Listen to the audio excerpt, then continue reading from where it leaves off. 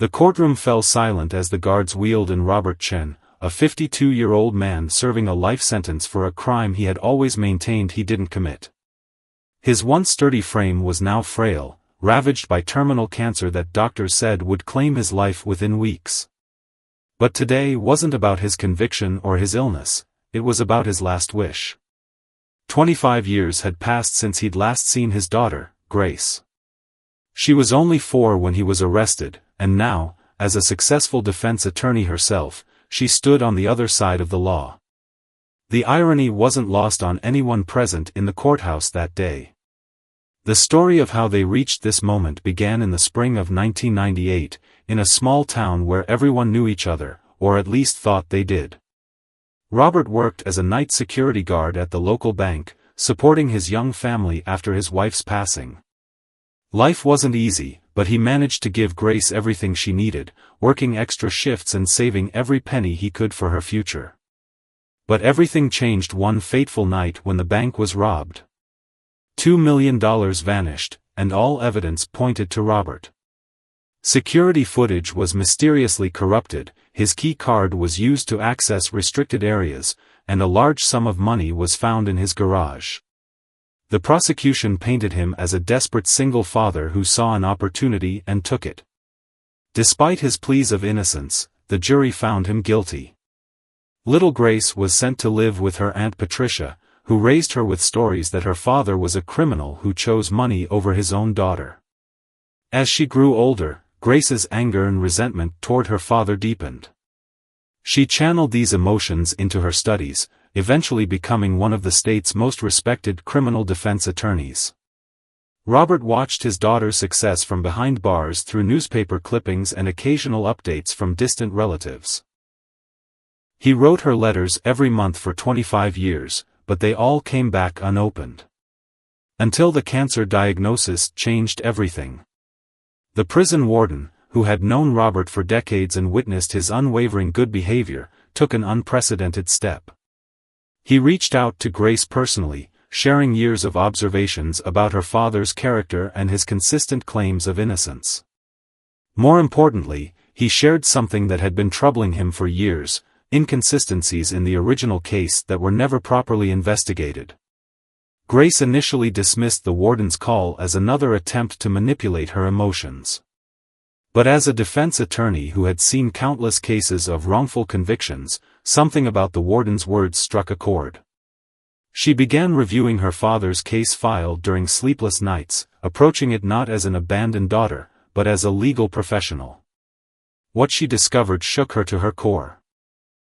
The evidence that had seemed so conclusive 25 years ago began to unravel under modern scrutiny.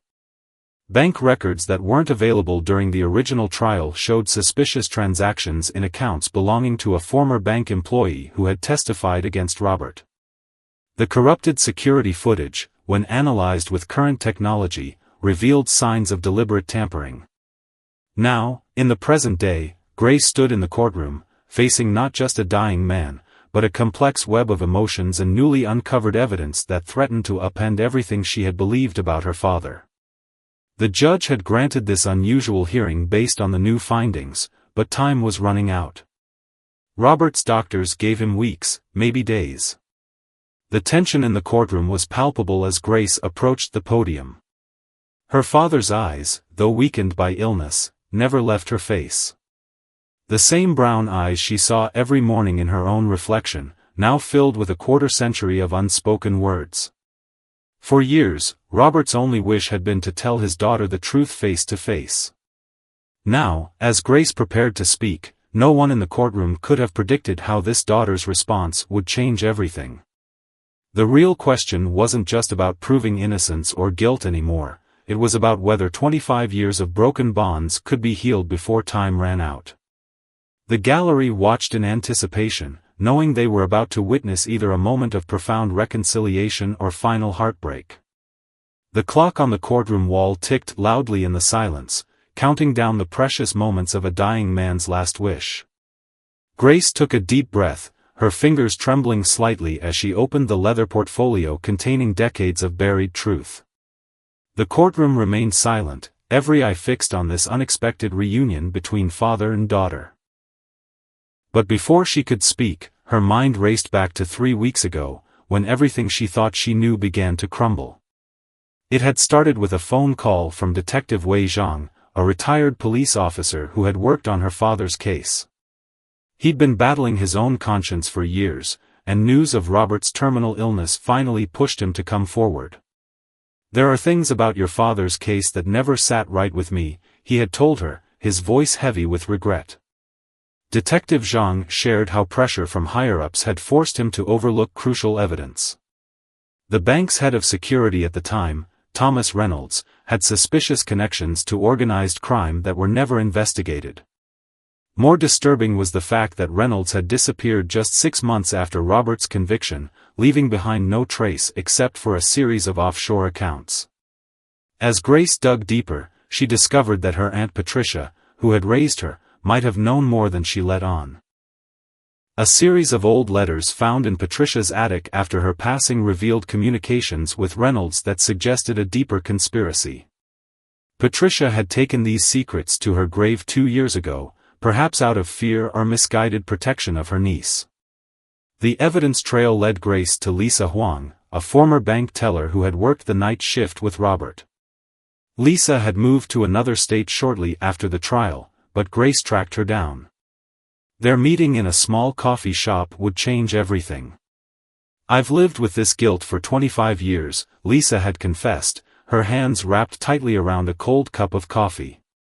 She revealed how Reynolds had threatened her family, forcing her to testify against Robert. He said if I didn't cooperate, my children would pay the price. I was a single mother. I couldn't risk it." Lisa's testimony had been crucial in Robert's conviction. Her statement about seeing him access restricted areas during unusual hours had sealed his fate. Now, she was ready to recant everything, providing Grace with a sworn affidavit detailing the coercion and the real events of that night. The truth was far more complex than anyone had imagined. The bank robbery had been an inside job, orchestrated by Reynolds and a network of corrupt officials. Robert had been chosen as the perfect scapegoat, a single father with financial struggles and no powerful connections to protect him. Standing in the courtroom now, Grace felt the weight of these revelations pressing down on her shoulders. She looked at her father, seeing him truly for the first time in 25 years. His prison uniform hung loose on his thin frame, but his eyes held the same gentle strength she vaguely remembered from her childhood.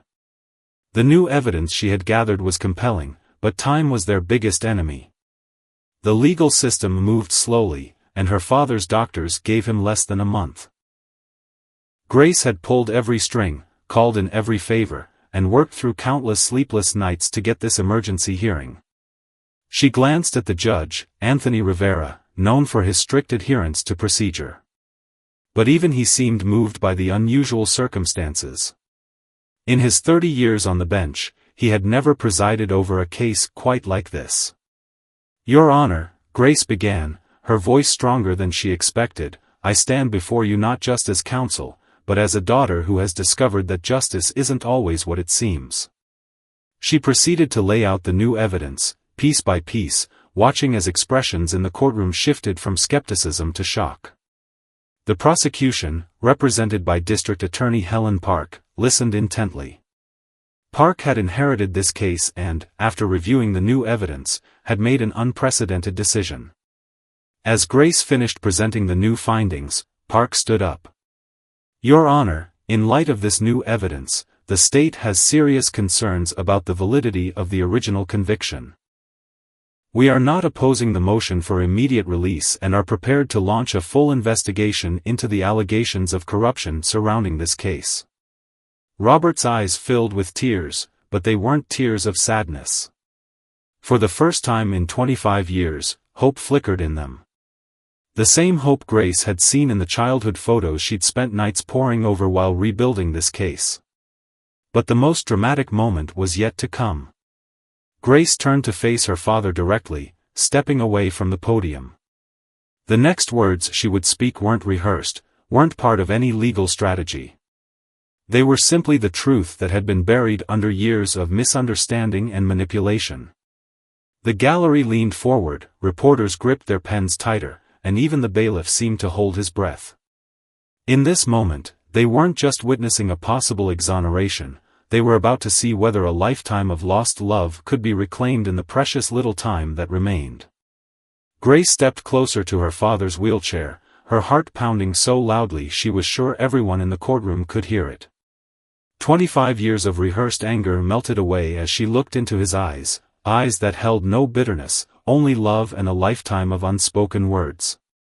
"Dad," she said, her voice breaking slightly on that single syllable she hadn't uttered in a quarter-century. "I spent my entire life believing a lie.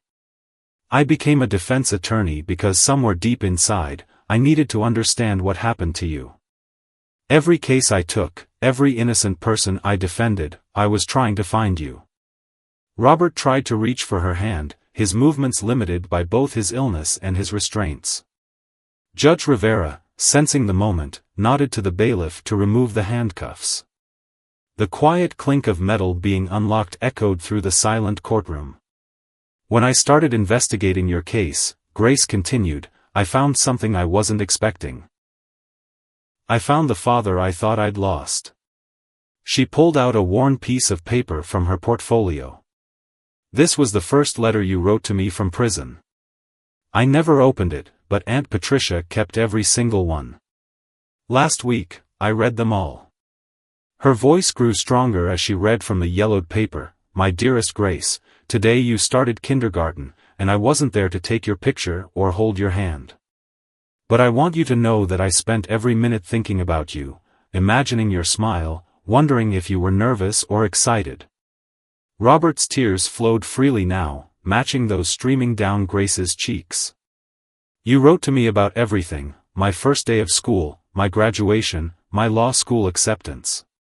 You never missed a single important moment of my life, even though I shut you out completely."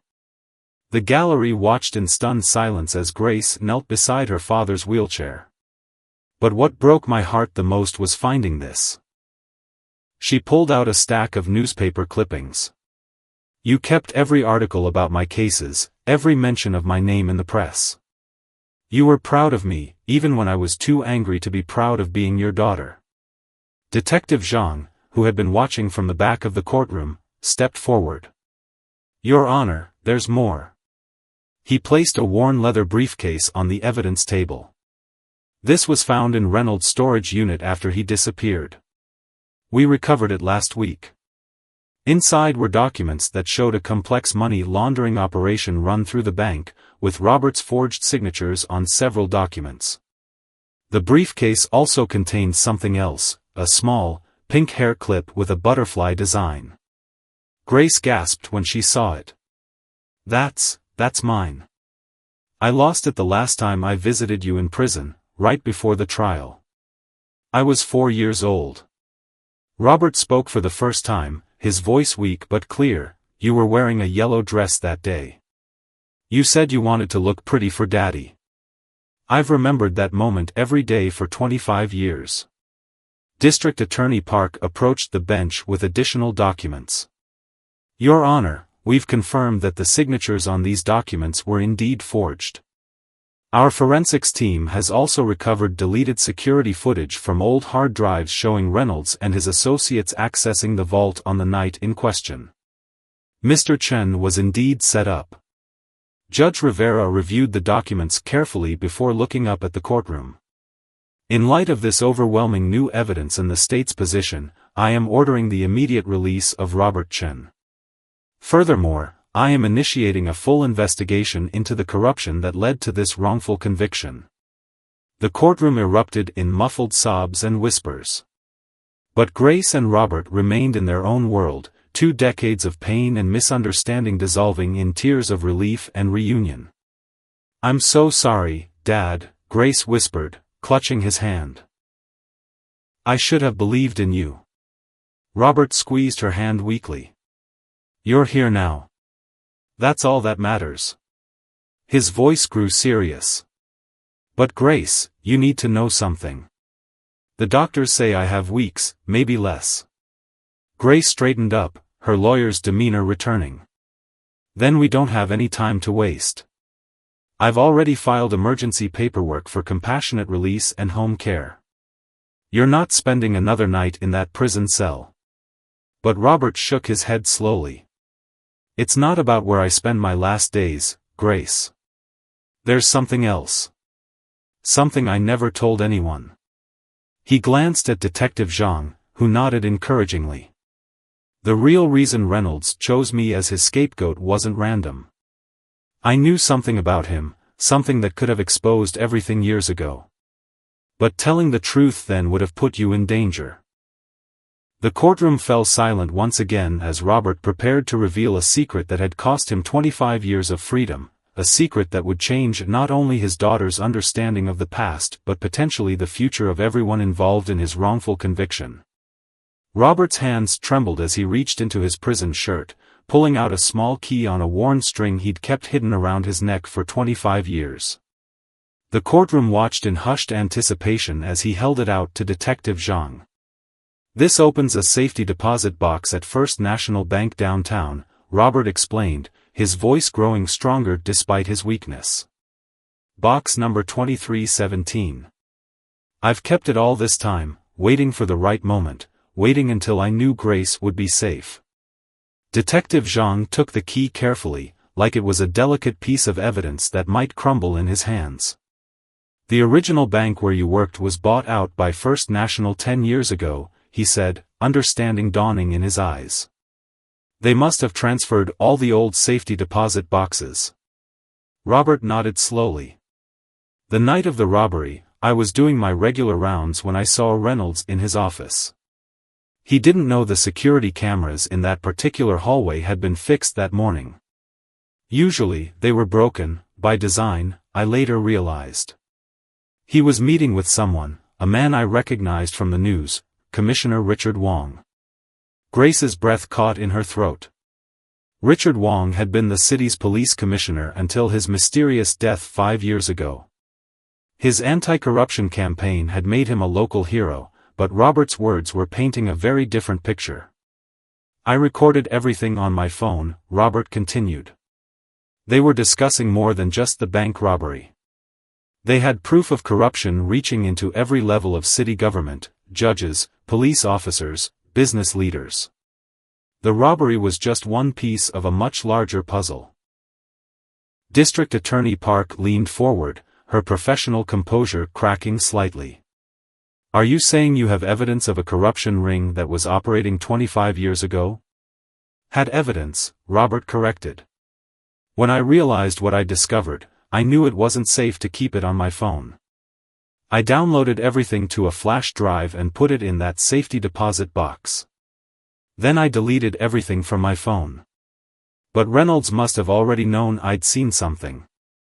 The very next day, the robbery happened, and suddenly all the evidence pointed to me. Grace's legal mind was racing.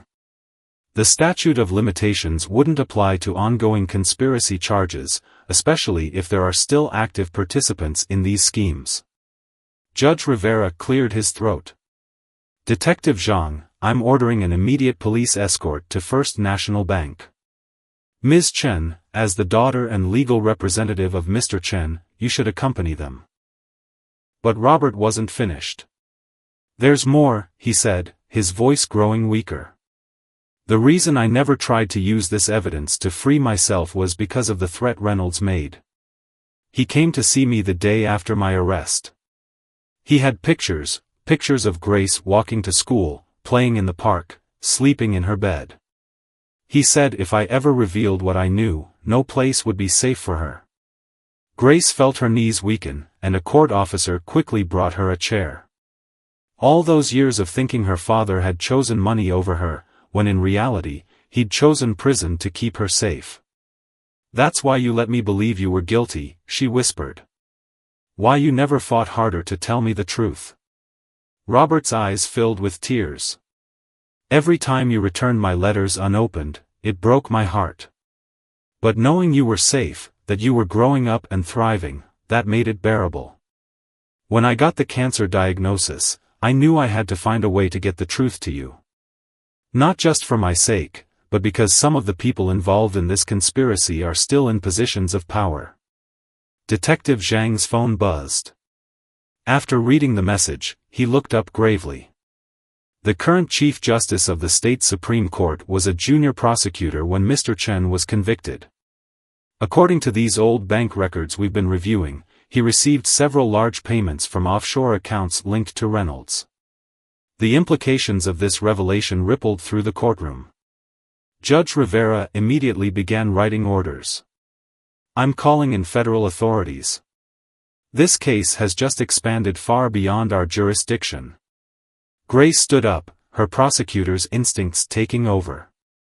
"We need to get to that safety deposit box now, before anyone else realizes what's happening. After 25 years, there are probably people who think they're safe, who never imagined this evidence would surface."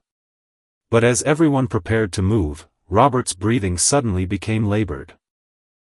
The court medical officer rushed to his side, quickly checking his vital signs. "We need an ambulance," she announced urgently. "His blood pressure is dropping." Grace felt torn between rushing to the bank and staying with her father. Robert seemed to sense her dilemma. "Go," he whispered. "Get the evidence. Finish what I couldn't 25 years ago. I'll be okay." As if to contradict his words, he started coughing violently.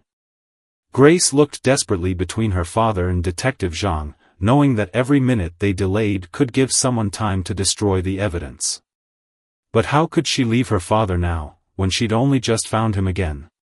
The next few moments would determine not only the fate of a decades-old conspiracy but whether Grace would be with her father in what could be his final hours. The weight of 25 years of lost time hung heavy in the air as she made her decision. Grace Chen had spent her entire legal career making split-second decisions that affected people's lives, but none had ever felt as heavy as this one. Looking at her father's weakening condition, she made her choice. "Detective Zhang," she said firmly, "take Officer Patel and get to that safety deposit box. I'm staying with my father." She handed him her signed authorization as next of kin. "Call me the moment you have anything." Judge Rivera nodded approvingly. "I'm ordering a full police escort and putting the contents of box 2317 under federal protection the moment it's retrieved." He turned to the district attorney. "Ms. Park, I suggest you accompany them. We need as many reliable witnesses as possible." The ambulance arrived within minutes, and Grace found herself holding her father's hand as they raced through the city streets. Robert drifted in and out of consciousness, but his grip on her hand never loosened. In his more lucid moments, he shared pieces of the past she'd never known. "Your mother would be so proud of you," he whispered during one such moment. "She always said you'd grow up to fight for justice. She just didn't know you'd end up fighting for mine." Grace fought back tears as the paramedics worked around them. "Tell me about Mom," she said. "Aunt Patricia never wanted to talk about her." Robert's eyes sparked with a memory. "She was a high school teacher. That's where we met. I was working as a security guard at her school. She used to stay late to help struggling students, and I'd bring her coffee during my rounds. She had this way of seeing the best in everyone." Meanwhile, across town, Detective Zhang and his team arrived at First National Bank. The bank manager, initially resistant to the unusual request, quickly cooperated after receiving calls from both the judge and federal authorities. As they approached the safety deposit box vault, Zhang's phone rang. "Detective," a familiar voice said, "I believe you're about to make a serious mistake." It was retired Commissioner Wong, the same man Robert had seen in Reynolds' office 25 years ago. The man everyone thought was dead. At the hospital, Grace received an urgent text from Zhang: "Wong is alive. He's threatening to end this before it begins." She looked at her father, now resting as doctors worked to stabilize him, and felt a chill run down her spine. The conspiracy was deeper than any of them had imagined. She quickly called Judge Rivera, who immediately ordered additional security for both the hospital and the bank. But Grace knew from experience that in cases of systemic corruption, it was hard to know whom to trust. Back at the bank, Detective Zhang faced a decision of his own. Wang had offered him a deal: walk away now, retire with a generous pension, and live to see his grandchildren grow up. The alternative wasn't stated but was clearly implied. Zhang thought about his long career, about all the times he'd suspected something was wrong but had looked the other way. He thought about Robert Chen, who had sacrificed everything to protect his daughter. Then he thought about his own daughter, who had followed in his footsteps to become a police officer. "I'm sorry, Commissioner," Zhang replied, "but I've looked the other way for the last time." He ended the call and nodded to the bank manager. "Open it." The contents of box 2317 proved to be more extensive than anyone had anticipated. Beyond the flash drive, there were documents, photographs, and a detailed letter from Robert explaining everything he'd discovered. But most surprisingly, there was a second set of documents that hadn't come from Robert at all. "These are from Linda Chen," Zhang said in shock, reading the signature. Robert's wife. She was investigating the corruption at the school where she taught. It was connected to the same ring. She didn't die of natural causes, she was silenced.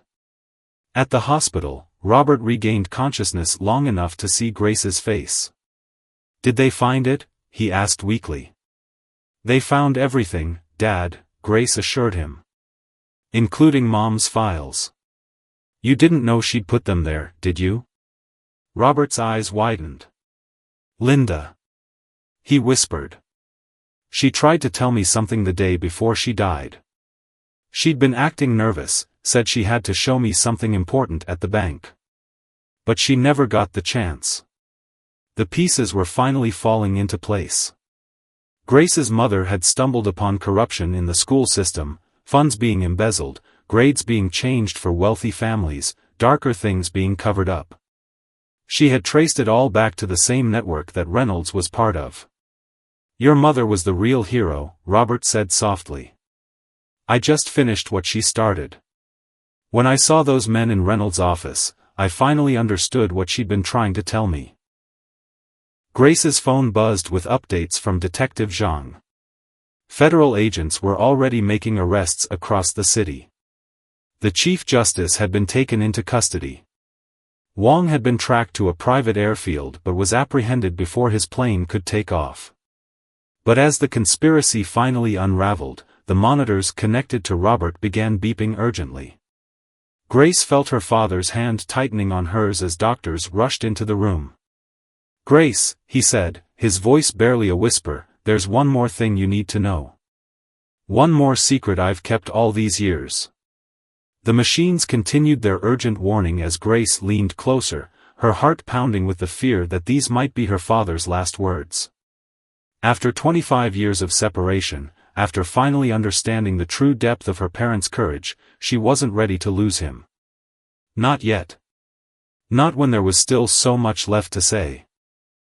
The hospital room filled with medical staff as Robert's condition deteriorated, but he refused to let go of Grace's hand. His voice was weak, but his eyes burned with an intensity that kept Grace rooted to his side. "Your mother," he began, pausing to catch his breath, "she left you something else. Something even I didn't know about until the day I was arrested." He closed his eyes, gathering strength. "There's another safety deposit box. At Central Trust Bank. The key is inside your old butterfly music box." Grace's mind raced back to her childhood bedroom, to the pale pink music box that played "Somewhere Over the Rainbow" when opened. Aunt Patricia had kept all her childhood things in the attic. The same attic where Grace had found the letters. "The music box," Robert continued, "it wasn't just a birthday gift. Your mother bought it specifically because it had a false bottom. She knew they were getting close to her. She wanted to make sure you'd be taken care of if anything happened to us." The doctors were inserting new medications into his checking his vitals, but Robert pressed on. "Box 7721.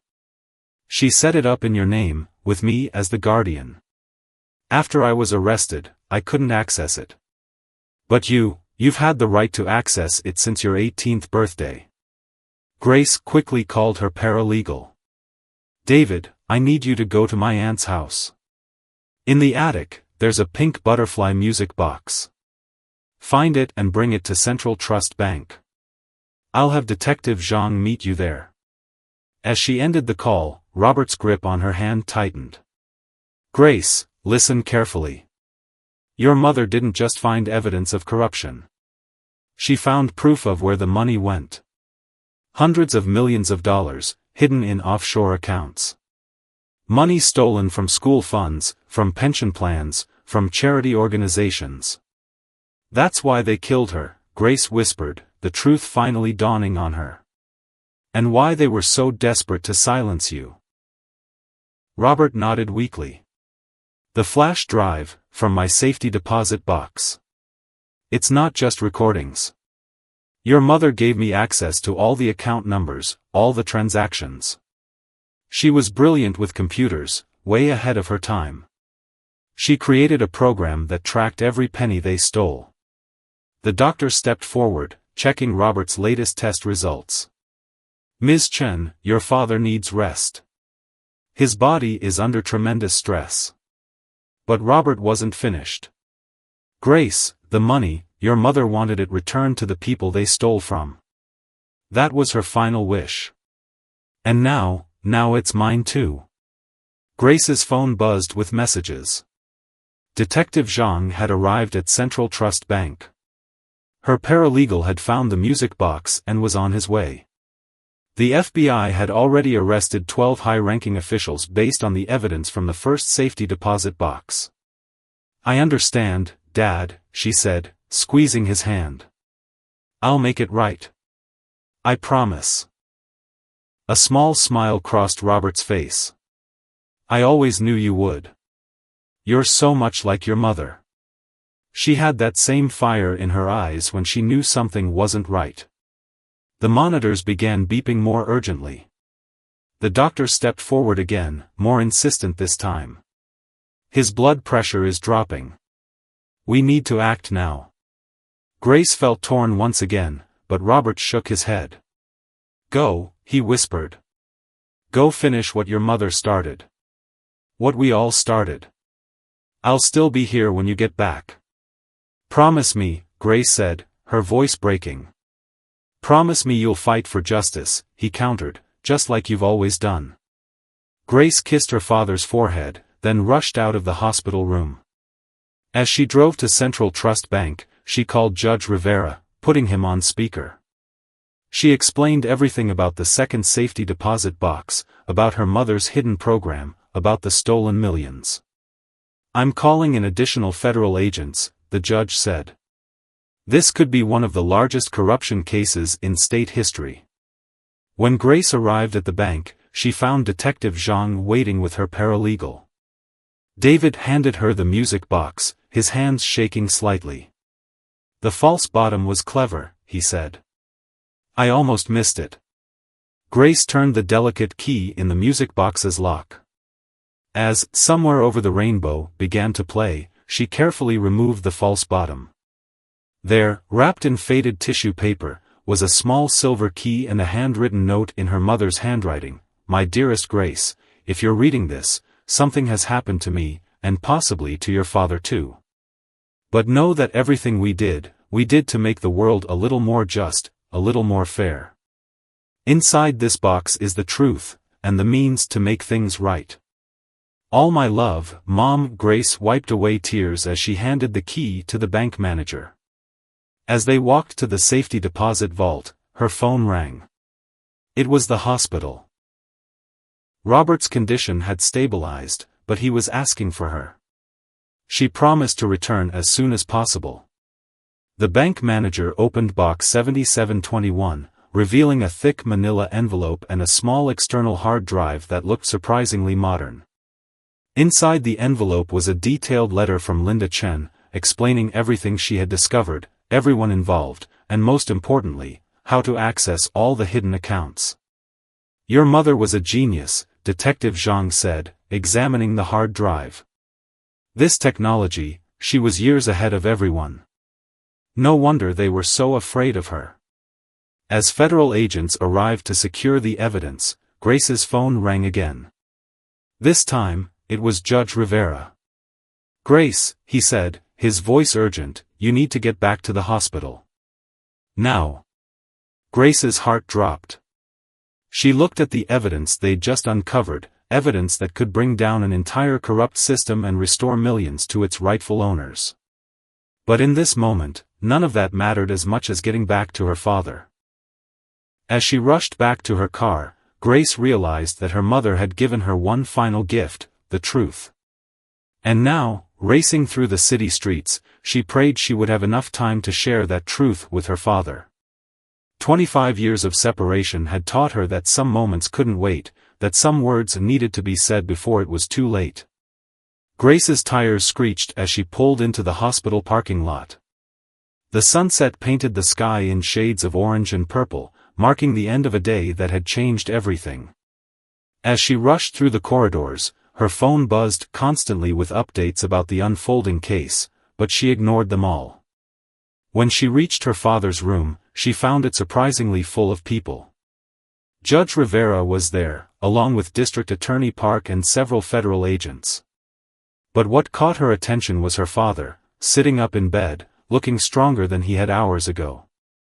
"The doctors say it was the stress," Robert explained, noticing her confused expression. "Once it passed, my vitals started improving. They say I might have a few more weeks, maybe even months." Grace fell into the chair beside his bed, relief washing over her. "Dad, we found everything.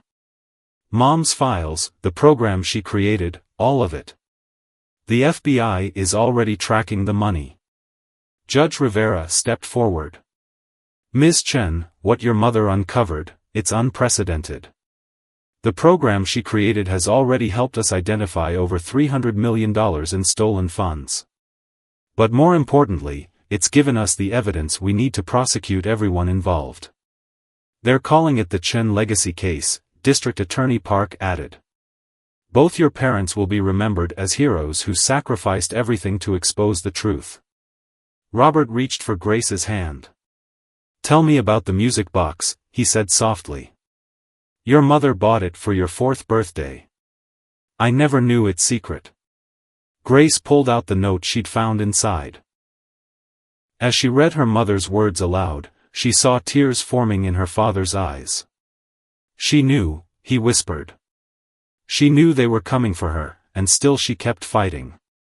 A federal agent approached with a laptop. "Mr. Chen, we found something in your wife's files that you should see." He turned the screen to show a video file. It was encrypted on the hard drive. The room fell silent as Linda Chen's face appeared on the screen. The timestamp showed it was recorded just days before her death. She looked tired but determined, her eyes, so much like Grace's, burning with purpose. "Robert, if you're watching this, then everything we feared has happened. I'm recording this message because I need you to understand why I did what I did. The corruption we discovered goes deeper than either of us imagined. They're not just stealing money, they're stealing futures. From our students, from their families, from everyone who trusted them." She paused, wiping away a tear. "But more importantly, they're threatening everything we believe in, justice, truth, the idea that everyone deserves a fair chance. I couldn't stand by and watch. I know the risks, but I have to fight. For Grace. For all the children who deserve better." Grace gripped her father's hand tighter as her mother continued. "If something happens to me, don't give up. Everything you need is in the program I created. It will take time, but the truth will come out. And Grace." Linda's voice broke slightly. "My beautiful daughter, if you're watching this someday, know that everything we did was for you. Not just for you to be safe, but for you to live in a world where justice means something." The video ended, and Robert pulled Grace into a tight embrace. "Your mother was right," he said. "The truth did come out. And you were the one who made it happen." District Attorney Park cleared her throat. We've already begun the process of returning the stolen funds. The schools will get their money back. The pension funds will be restored. But there's something else you should know. She handed Grace a document. The governor has approved a full pardon for your father, along with a formal apology and compensation for wrongful imprisonment. The compensation. Robert began, but Grace cut him off. We'll go to creating a foundation in Mom's name, she said firmly. To help other families fight corruption and injustice. To make sure no other child grows up without their parents because they dared to tell the truth. Judge Rivera nodded approvingly. I think Linda would have liked that. As the officials filed out of the room, leaving father and daughter alone, Robert turned to Grace with a gentle smile. You know, in all those years in prison, I had this recurring dream. I was sitting in a courtroom, but instead of being the accused, I was watching you. You were standing tall, fighting for justice, just like you did today. Even in my darkest moments, that dream gave me hope. Grace felt tears rolling down her cheeks. I spent so many years angry, thinking you'd chosen money over me. But you and Mom, you chose justice over everything, even your own freedom and safety. I don't know if I could have been that brave. You are that brave, Robert assured her. You proved it today. When you first walked into that courtroom this morning, I was ready to die. I just wanted to see you one last time, to try to make you understand. But you did more than understand, you finished what your mother and I started. Outside the hospital window, the last rays of sunlight faded into darkness. But inside the room, there was a different kind of light, the light of truth finally breaking through decades of darkness, of family bonds restored, of justice long delayed but finally served. Dad, Grace said softly, what do we do now? Robert smiled, squeezing her hand. Now? Now we do what your mother would have wanted. We keep fighting for what's right. Together, for as long as we have. The monitors beeped steadily, a reassuring rhythm that seemed to echo the beating of their hearts. After 25 years of separation, father and daughter sat together, watching night fall over the city they had helped make a little more just. There would be more battles ahead, more corruption to fight, more truths to uncover.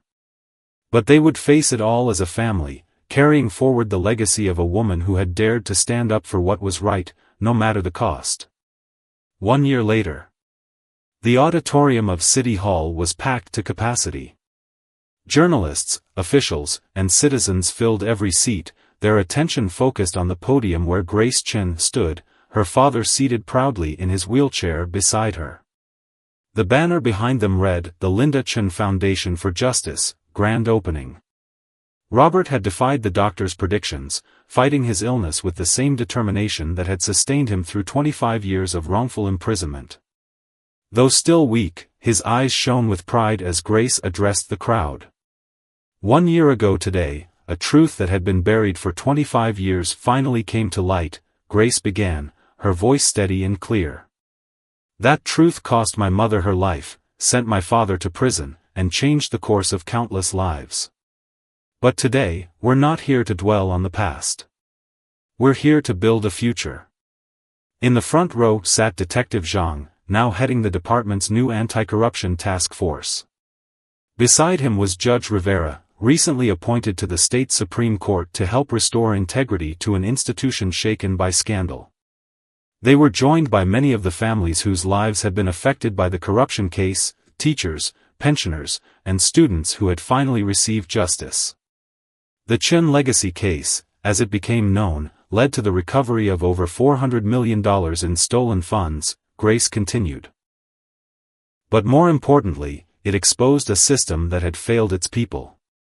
Today, with the opening of this foundation, we're creating a new system, one that fights for those who dare to stand up for what's right.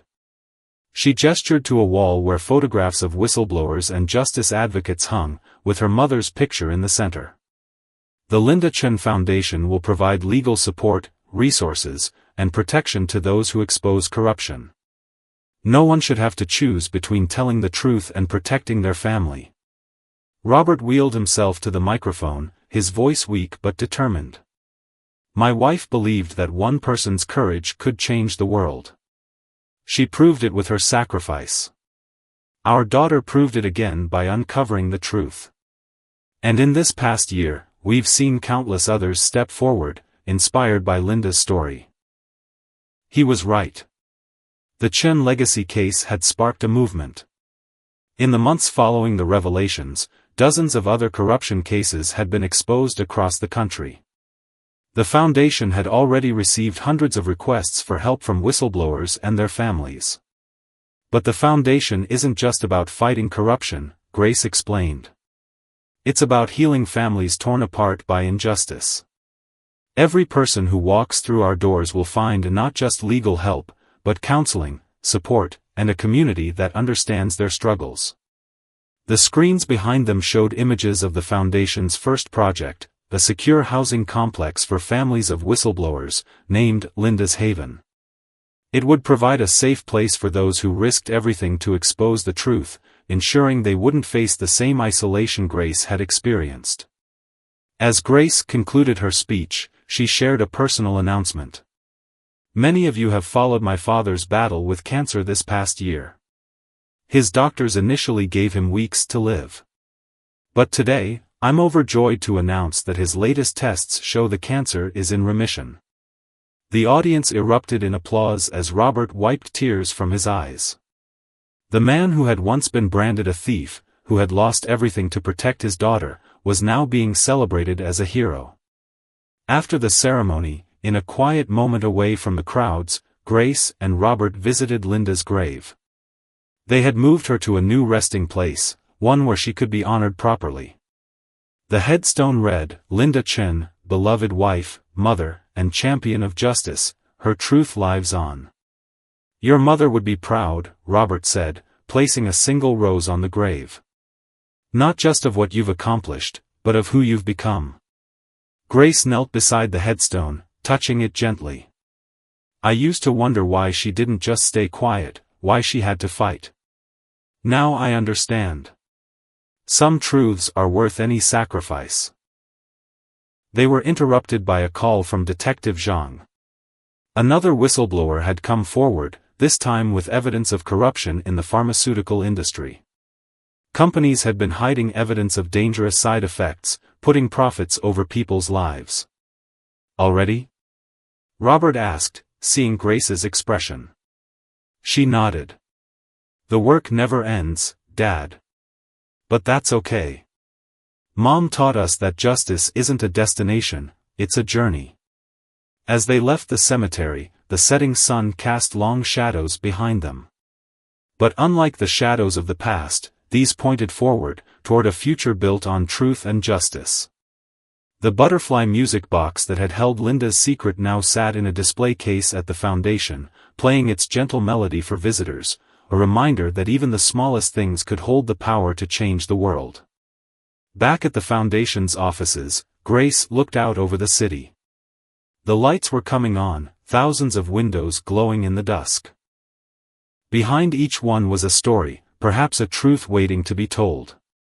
The phone lines were already lighting up with new cases, new challenges, new opportunities to fight for justice. Robert wheeled himself next to her. Ready for another battle? He asked. Grace smiled, thinking of how far they'd come, from a broken family destroyed by corruption to a force for change that would impact generations. Always, she replied. After all, it's the family business now. As they prepared to meet their next client, the spirit of Linda Chen seemed to fill the room, in the courage of those who sought help, in the determination of those who fought for justice, and in the unbreakable bond between a father and daughter who had found their way back to each other through a journey of truth, sacrifice, and love. The dying prisoner's final wish had been granted, not just to reconnect with his daughter, but to create a legacy that would ensure no other family would have to endure what theirs had. And in doing so, they had transformed a story of loss and separation into one of hope, redemption, and the enduring power of truth to light the way forward.